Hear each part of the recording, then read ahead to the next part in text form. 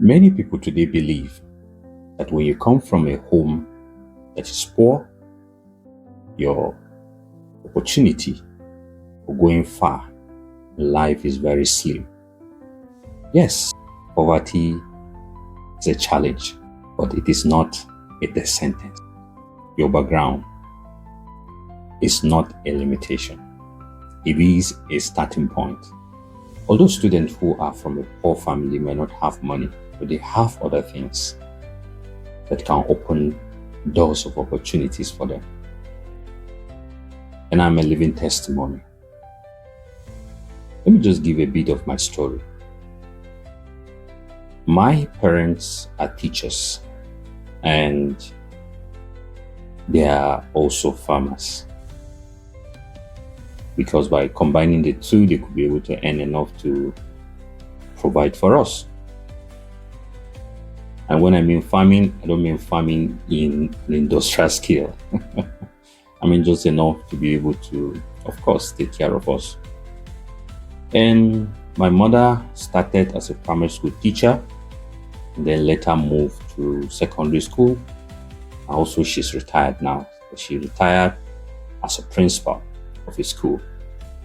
So, because sometimes I had the opportunity before she retired to go and get a monthly salary from the bank, so I was able to know exactly what she earned. So she earned per month about 100,000 naira.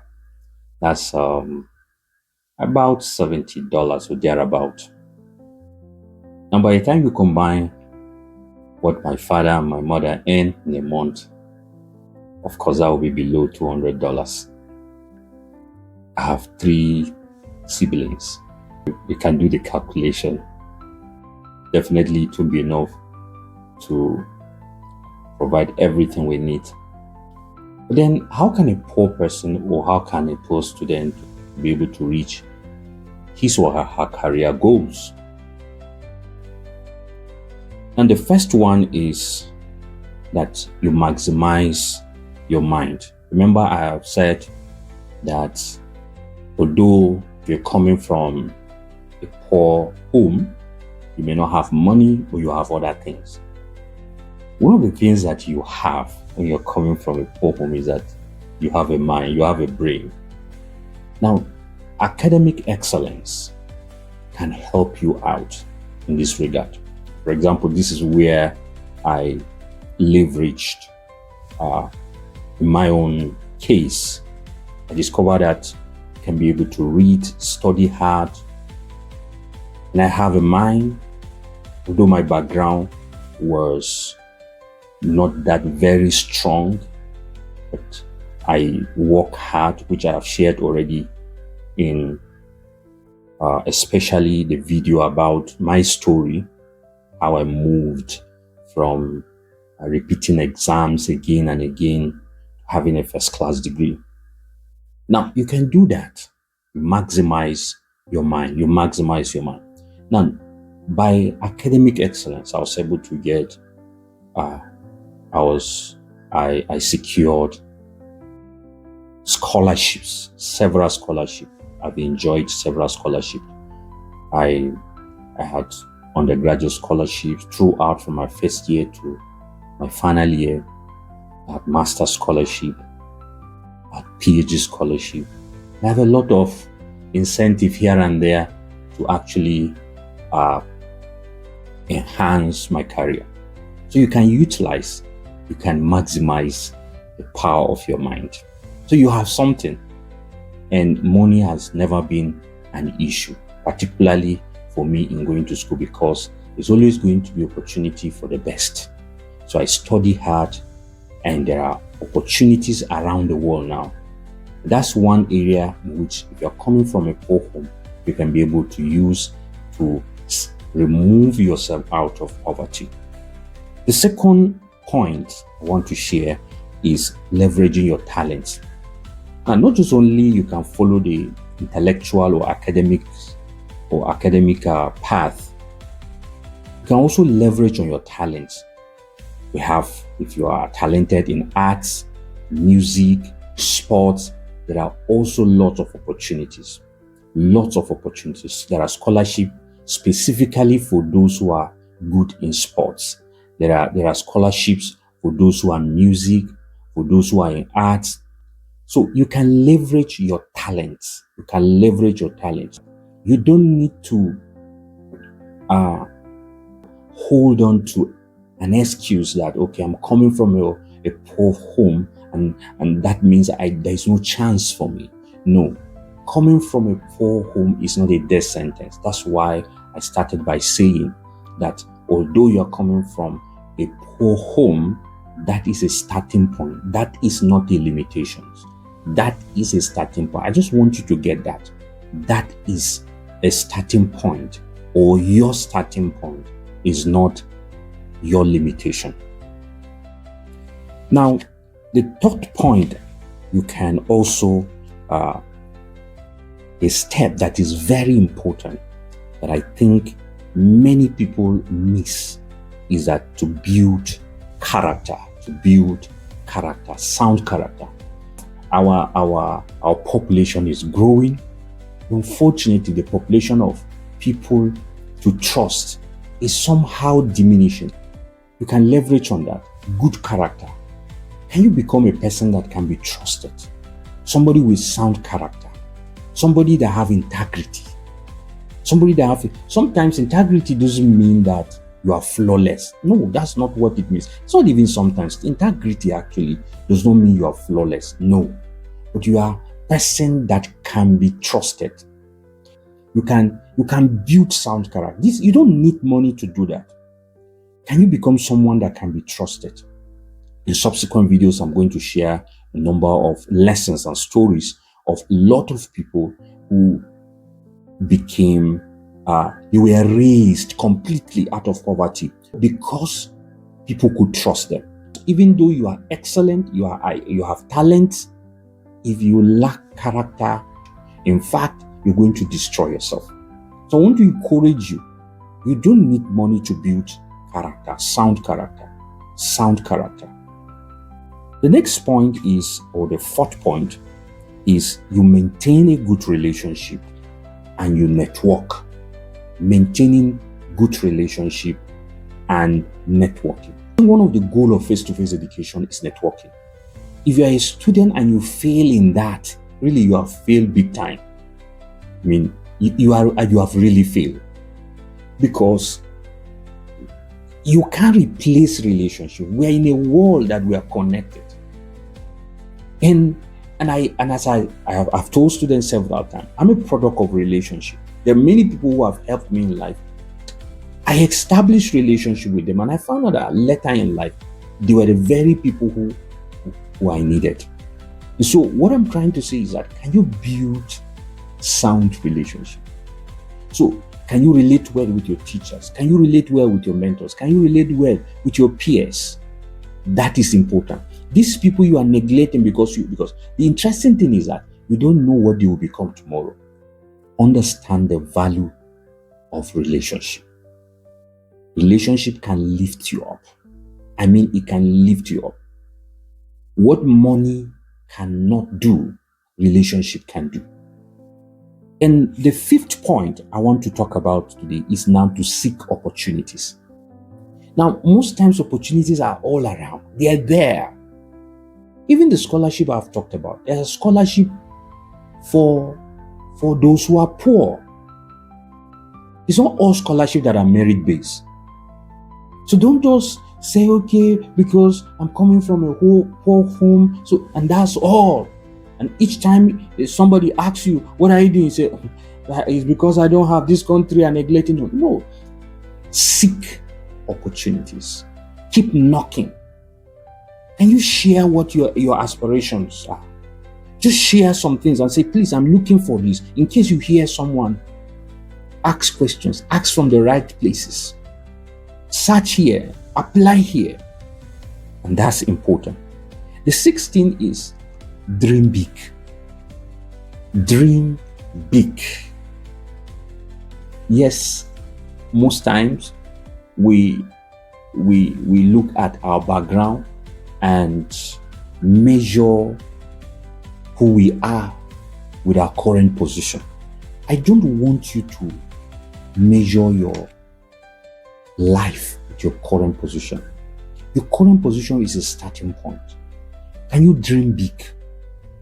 I remember when I got into the university, because I have struggled to repeat exams again and again. So I got into the university with 2 results. When I got into the university with 2 results, but I was able to know that if I continue with these 2 results, there are opportunities that I won't be able to get them.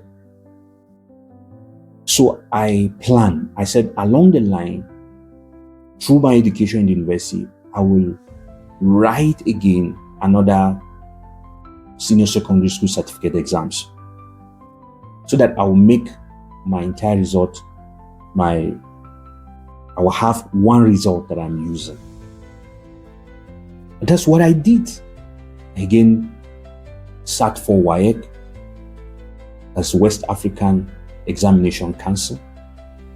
I sat for the exams, and I got my result in one sitting. And immediately after my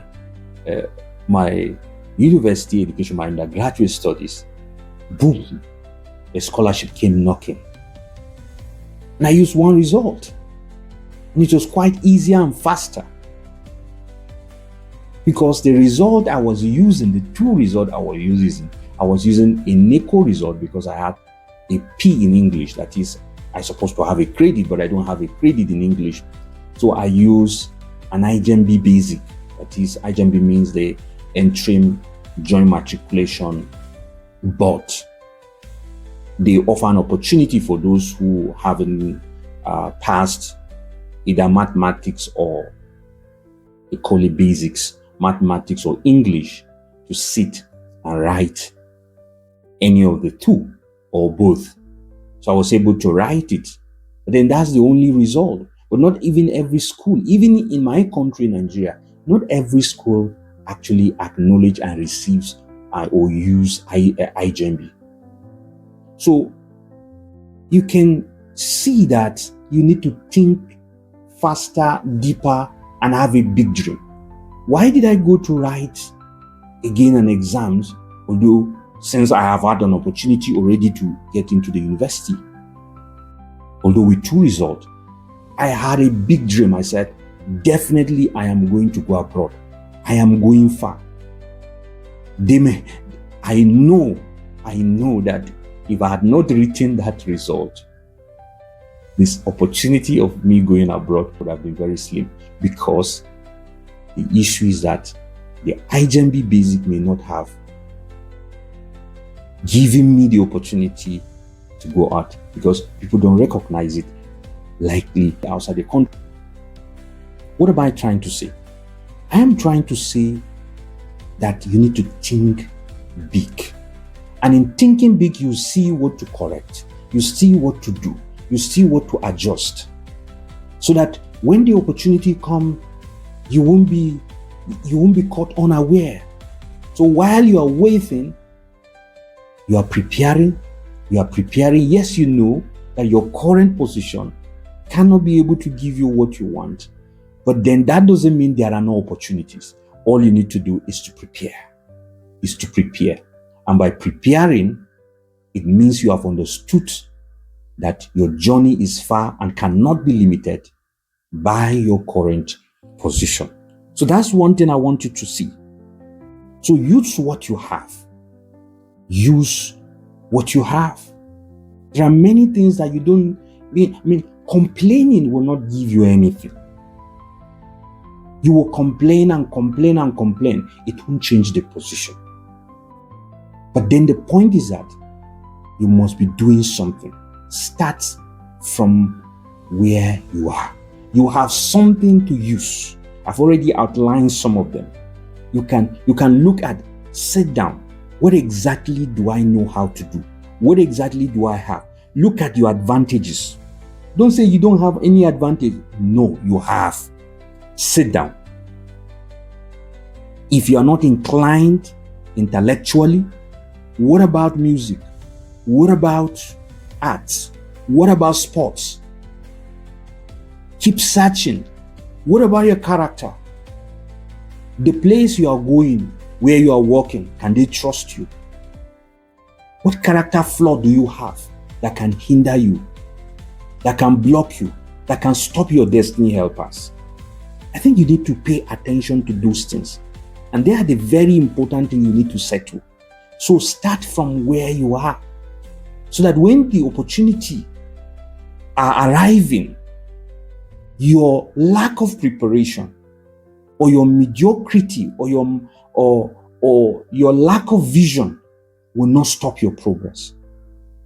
And I want to challenge you. This is not to criticize you. This is not actually to talk down on you. No, but to inspire you to see that there is so much you have that even your poverty, even your lack of money cannot stop your progress. There are many things you have that are more than money. And that is what I want to accomplish with this video. For you to see that you have many things that can open doors for you, even though you're coming from a poor home, even though you're coming from a poor background. And I want you to appreciate what you have. I want you to appreciate what you have. Even though you don't have money, I want you to appreciate what your parent has given to you. Yes, I have talked about my parent earlier on. How they have little. My parent, in my video about my story and how I repeated several exams, you can find it in my channel. I have thanked them, and I'll continue to actually appreciate them. I'm going to do a video to just thank them again, separate videos to just appreciate them. When people, we have to just learn to be generous with our word, especially with people who have done well. So my parents have shown sacrifice. They have shown commitment toward our progress. So what am I trying to say? Although they have shown sacrifice, they have shown love toward us, but they have the limitations to what their effort could be able to give us. And that's why you can't be able to stay within the limitation of your parents. They have done their best. They have tried. But then you can do more. I want to inspire to do more. They have given us a lot. They have given me what money cannot buy. There's no how I'll talk about the issue of my academic exploit. I won't be able to appreciate them. Because even though I came from that kind of a humble background, but then they have taught us values. They have taught us to have integrity. They have taught us to respect people. There's no how I see an elder, I can't give him a seat. Some times ago, I was moving a bus. It's a paid bus. This inter-city bus. And there was no space. And all of us are sitting down. And there's an elderly person standing. No, I couldn't. I was not raised that way. Many people don't care and they were just sitting there. And younger people, even younger than me. I said, no. I just stood up and gave the person my seat. I said, no, you have to sit down. These are values that we are taught. We can't see an elder and then we won't be able to help that person. No. We are taught well. We are given values by our parents. We are taught how to respect people. Even though we don't agree with them, we're taught how to respect people. Even though we don't agree with their value system, but yet, because they are human beings, we're taught how to respect them. We're taught how to be hardworking. I told you earlier on, my parents were farmers. We knew. So I don't look down on farming, even now. No. Although it's been long I've gone to farm. I don't look down on farming because that was where we were trained. We're trained, and I'm proud of that foundation. We're trained to be hardworking. Sometimes I remember in those days when my mother would wake us early in the morning to go, to go and farm before we return to go back to go to school. Early in the morning, as early as 5 a.m., we will move out and go to farm first and then return. And about an hour or thereabout, we return around 6:30. And then I will dress up, I will bath, dressed up, take my breakfast within 30 minutes. or more, or 40 minutes. By 7:30, I'm supposed to be in school. I will have to be in school. And then, of course, when I return home again, I go back to farm. It looks, at the beginning, it looks as if, why is mommy just bothering us? And remember, at that time, she had a choice for us not to do, because that normally farm far away and then brings food for us. So she has options not to go to farm. But she saw it, no, the reason why she's taking us to farm is not because she didn't have it. She is completely helpless. No, because that is hardworking. That's farms in a considerable amount. And then that will bring food. In fact, that will take us for the whole year. We farm virtually everything we eat. I have grown up in my family. I've never seen my parents buy food. My father farms almost everything we eat. But then the point is that she saw that no, by taking these children to farm is actually to train them. And by that, we learn the values of hard working. We learn the values of what she was the one who taught us how to farm, not even my dad.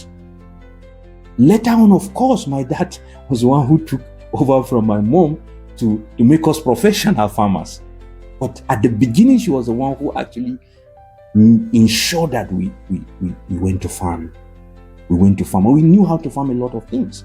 So that value system, I appreciate it up to now. So when that same values of discipline, of training, was the same value by the time I got into school, although I was failing at the beginning. But that resilience already that have been built into me, I transfer it to my books. So we have transferable skills that you can move it from one part of your life to another. So I'm trying to say is that start where you are. There are things that our parent has given to us more than money. We just need to be wise to actually use those things, and not every day to complain that they didn't give us money. No, they have given us more than money. More than money. That's the encouragement I want to give you. So your own might not be farming. Your own might be trading. You grew up in a home where your parents have taught you how to trade. Unfortunately, some of us, that is the background we look down upon. That is a background we speak with disdain. No, it's not correct. Look at the values you have received from trading. Look at the values you have received from all these things that your parents have taught you, and put them to work. Transfer those skills you have learned, those communication skills you have learned in the market, those relationships, those selling skills you have learned in the market in those days. Can you use them now? Don't look at those things. They are more than money. And this is what many people today go to school to read in 4 years. But you were given those things far back when you were young. And you value those things. And I want you to value those things, because these are things that can help you out of the poverty. What you actually need to succeed is in you and is around you. You just need to look deeply and start from where you are.